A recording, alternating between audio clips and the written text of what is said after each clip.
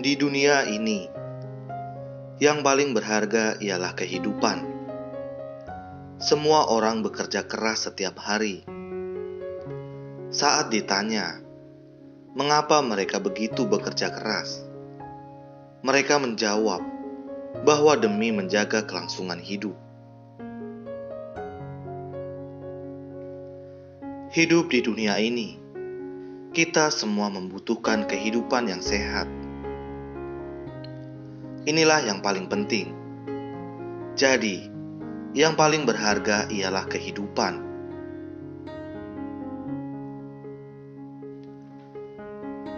Antar sesama manusia, hendaknya saling mengasihi.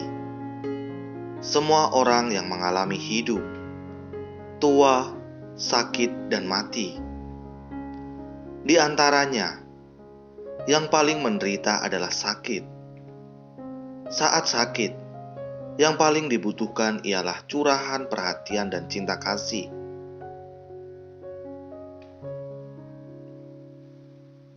Saat Buddha masih hidup, bagaimana beliau mengatasi penderitaan akibat penyakit? Dengan kondisi pada saat itu, Buddha hanya bisa merawat orang yang sakit dengan penuh cinta kasih. Namun, dengan kondisi zaman sekarang, kita bisa berbuat lebih banyak.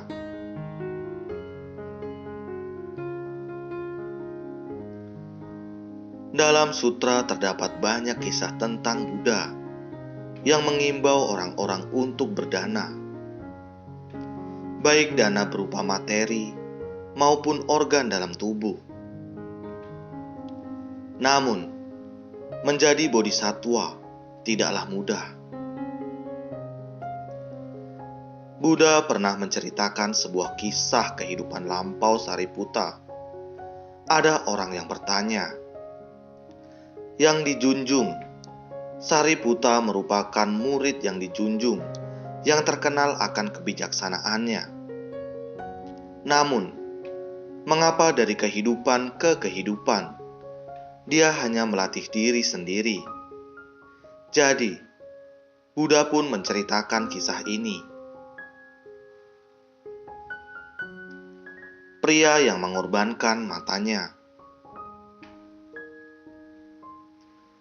Pada zaman dahulu, ada seorang tetua yang kaya akan cinta kasih. Dia berharap dapat berdana. Karena itu, dia terus mengeluarkan hartanya untuk menolong orang kurang mampu.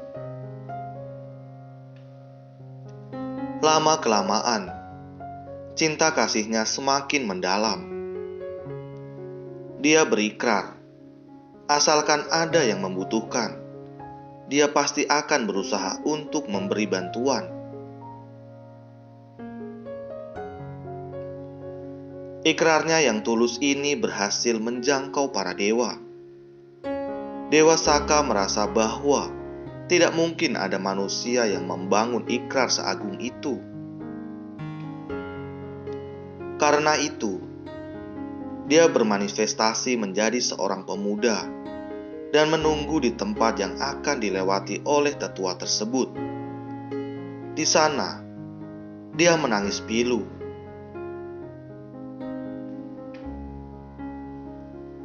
Melihat pemuda itu menangis, tetua itu pun menanyakan apa yang terjadi. Pemuda itu berkata, "Saya hidup berdua dengan ibu saya. Keluarga kami sangat miskin. Sekarang ibu saya jatuh sakit. Kata tabib, penyakit ibu saya sangat langka. Selain obat, juga dibutuhkan katalis." Tetua itu berkata, "Tidak perlu khawatir. Di mana saya bisa membeli katalis itu? Sesulit apapun, saya pasti akan membantumu." Pemuda itu berkata, "Meski saya memberitahumu, kamu juga tidak bisa membantu saya. Ini sangat sulit."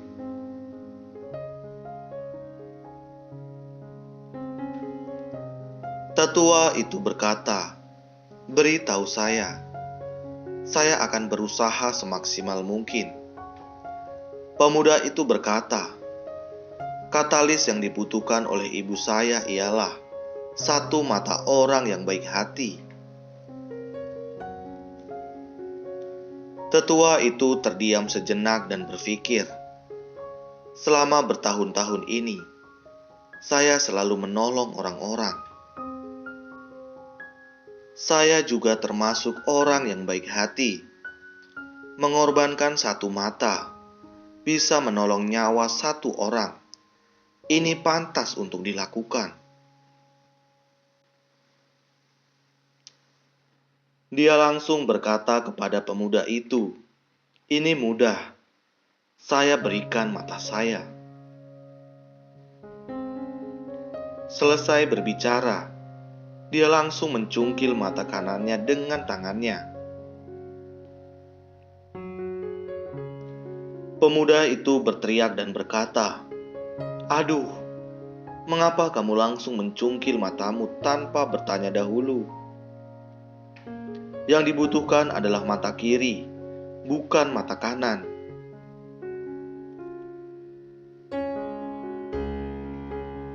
Namun, tetua itu telah mencungkil matanya. Dia lalu berpikir, "Saya telah mengorbankan satu mata saya. Jika saya mengorbankan mata lainnya lagi, saya hanya tidak bisa melihat dunia ini, tetapi nyawa saya masih ada." Setelah mempertimbangkannya, dia pun mencungkil mata kirinya.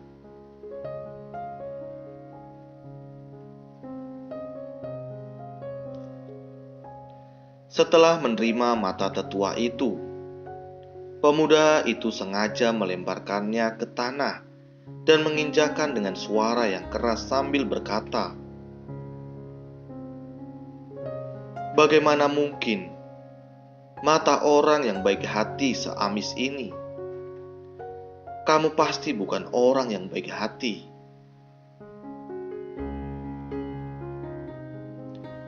Tetua itu sangat terpukul. Jadi, dia berikrar, "Saya tidak akan menolong orang lain lagi.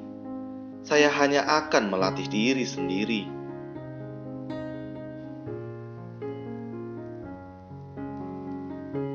Usai menceritakan kisah ini, Buddha berpaling dan berkata kepada para umat dan anggota Sangha, "Apakah kalian tahu bahwa tetua yang baik hati dalam kisah tadi adalah salah satu kehidupan lampau Sariputta?"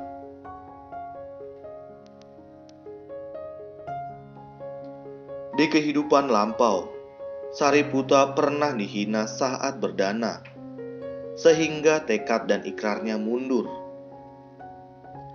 Meski kebijaksanaannya telah terbangkitkan, tetapi dia tidak ingin terjun ke tengah masyarakat ataupun menjadi bodhisatwa.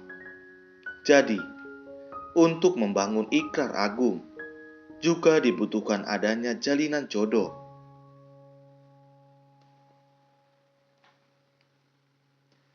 Dahulu, Buddha terus menghimbau orang-orang untuk mempraktikkan 6 paramita, yakni dana, disiplin moral, kesabaran, semangat, konsentrasi, dan kebijaksanaan. Yang pertama dalam 6 paramita ialah dana. Jadi, dalam sutra sering diulas tentang dana berupa kepala, mata, sumsum tulang, dan otak. Namun, coba kita pikirkan, zaman Buddha sudah berlalu 2000 tahun lebih. Meski saat itu ada orang yang ingin menyumbangkan mata, saya rasa teknik medis juga belum mendukung untuk melakukan transplantasi kornea mata seperti sekarang. Saat itu juga tidak ada peralatan medis secanggih sekarang.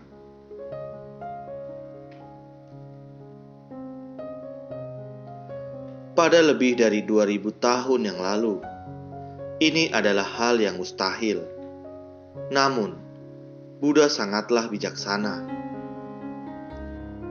Ajarannya saat itu merupakan prediksi untuk masa mendatang, yaitu sekarang.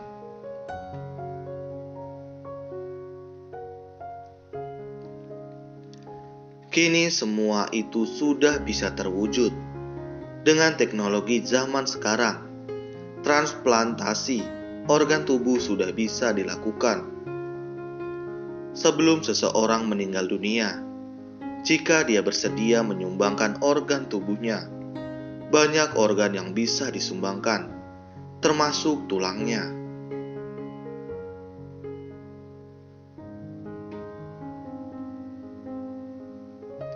Asalkan di dalam hati kita terdapat cinta kasih, maka kita bisa menyumbangkan kepala, mata, sumsum tulang, dan otak kita.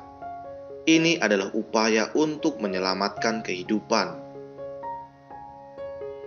Apakah kalian tahu bahwa Buddha juga terkenal sebagai Buddha hidup dan tabib agung? Dokter yang baik merupakan tabib agung. Buddha ingin menyelamatkan batin dan menumbuhkan jiwa kebijaksanaan semua makhluk. Jadi, beliau berusaha untuk mengobati luka batin, meluruskan pikiran yang menyimpang, dan menyembuhkan penyakit batin semua makhluk. Jadi, Buddha merupakan tabib agung bagi batin semua makhluk, asalkan memiliki jiwa dan raga yang sehat. Kehidupan kita tidak akan menyimpang.